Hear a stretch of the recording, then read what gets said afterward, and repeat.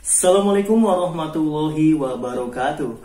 Pada kesempatan kali ini Muhar Channel mau ngasih informasi yang penting banget buat teman-teman, khususnya para subscriber Muhar Channel.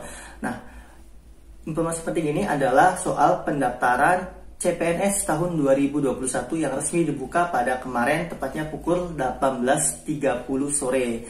Nah, di sini banyak banget nih teman-teman dari Muhar Channel yang bertanya gimana sih langkah-langkah yang harus dilakukan saat akan mendaftar pada seleksi CPNS ini. Nah, di sini Muhar Channel bakal ngasih tahu langkah-langkahnya lengkap di dalam video ini.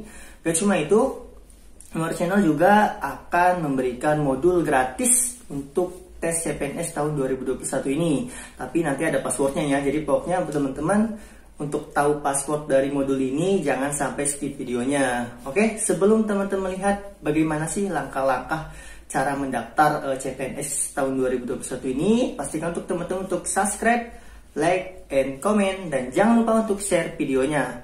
Oke, check this out.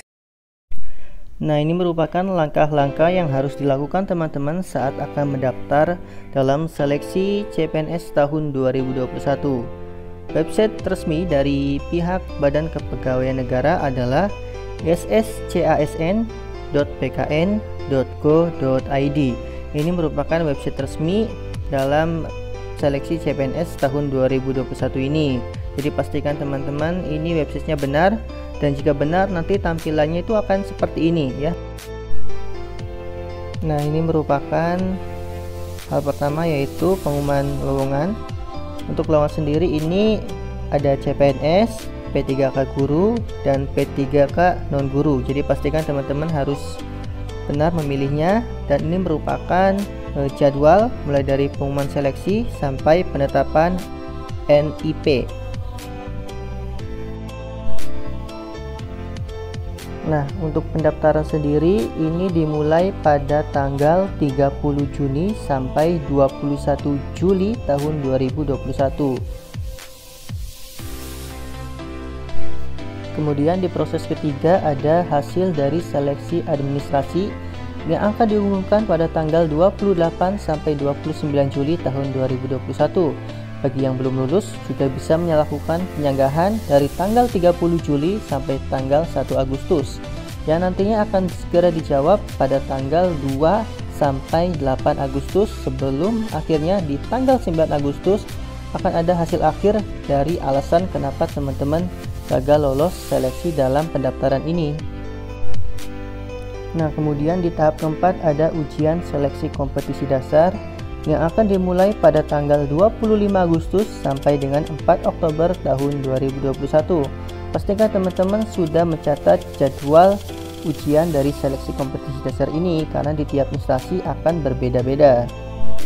Sedangkan untuk formasi P3K, ujian seleksi kompetisi dasar akan mengikuti jadwal tergantung dengan wilayah penempatannya masing-masing. Sedangkan untuk pengumuman hasil akhir dari ujian seleksi kompetisi dasar akan diumumkan pada tanggal 17 dan 18 Oktober tahun 2021. Kemudian akan ada ujian seleksi kompetisi bidang, di mana jadwal dari persiapan dan pelaksanaannya dimulai dari tanggal 19 Oktober sampai dengan 29 November tahun 2021. Sedangkan untuk P3K sendiri akan mengikuti jadwal tergantung dengan penempatan wilayahnya masing-masing. Sedangkan untuk pengumuman kelulusannya akan diberitahu pada tanggal 18 dan 19 Desember tahun 2021. Sedangkan untuk formasi P3K sendiri akan diumumkan pada tanggal 15 sampai dengan 17 Desember tahun 2021.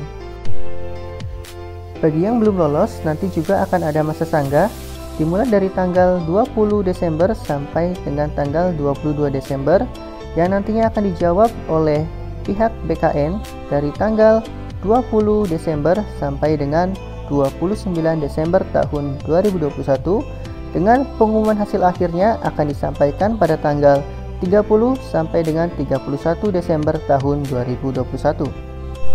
Sedangkan untuk pengisian DRH dan juga pelantikan akan dimulai dari bulan Januari sampai dengan Februari tahun 2022. Nah, bagi teman-teman yang mau mendaftar, pastikan untuk membuat akun terlebih dahulu, yaitu pada option ini.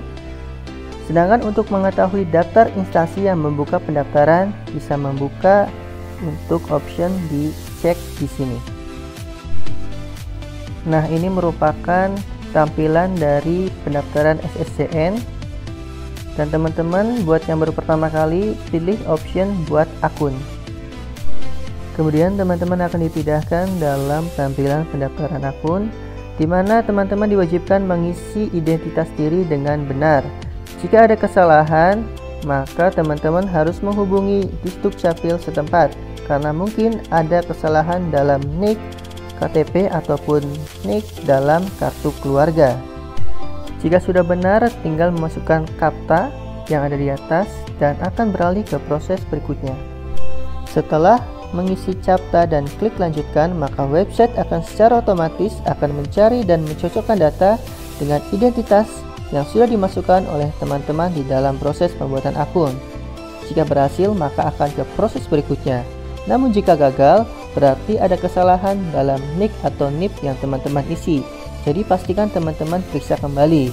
Namun, jika NIK dan NIP yang sudah teman-teman isi sesuai dengan identitas yang kalian miliki, maka teman-teman wajib datang ke Disdukcapil untuk memperbaiki NIK dan NIP tersebut.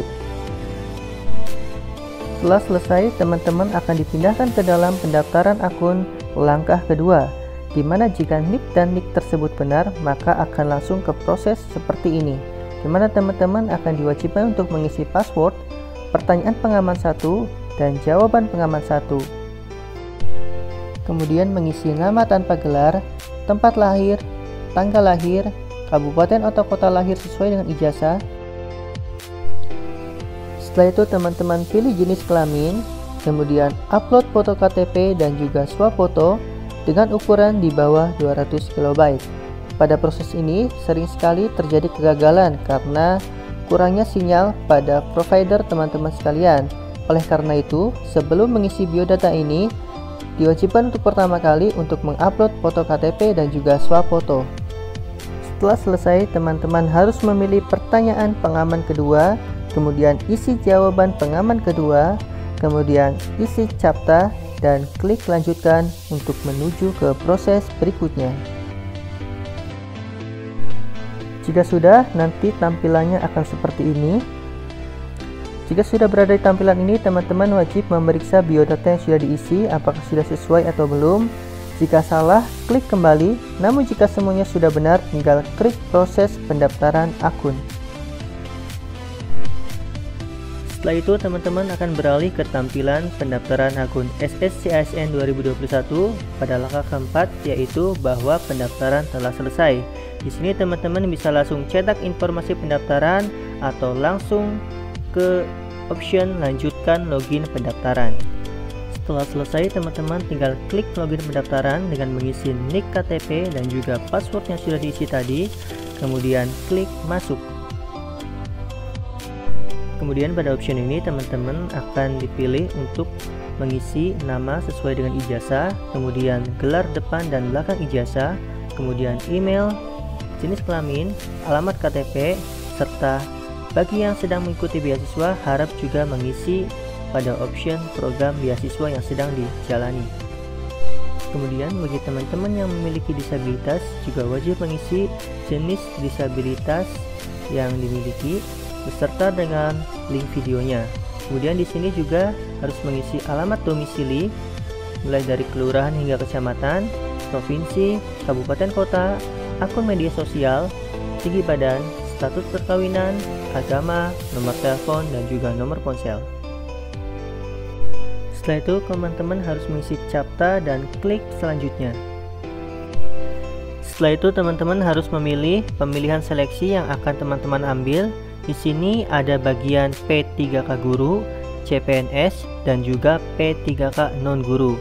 Pastikan teman-teman memilih sesuai dengan bidang pendidikan yang teman-teman miliki. Setelah itu, teman-teman akan berada di option ketiga, yaitu pemilihan formasi. Di sini formasinya sebagian sudah dibuka, sebagian lagi belum dibuka. Jadi teman-teman bisa silahkan pilih instansi sesuai dengan keahlian dan pendidikan yang teman-teman miliki. Setelah sudah selesai memilih instansi yang teman-teman mau lamar, kemudian teman-teman juga harus pilih jenis formasi yang ingin dilamar, kemudian mengisi form pendidikan, jabatan, lokasi formasi dalam tes, nomor ijazah, tahun lulus, tanggal ijazah dikeluarkan, dan nama perguruan tinggi atau sekolah.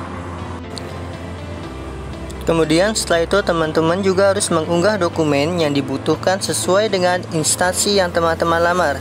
Biasanya itu seperti scan kartu tanda penduduk atau KTP, kemudian scan dari badan akreditasi sekolah teman-teman, kemudian juga ada surat lamaran, scan ijazah asli, scan transkrip nilai, dan juga pas foto berwarna dengan ketentuan wajah yang terlihat jelas dengan ukuran di bawah 300 KB. Setelah itu klik selanjutnya. Dan ini merupakan tahap terakhir dari proses pendaftaran CPNS tahun 2021, di mana ini merupakan resume pendaftaran yang sudah teman-teman isi.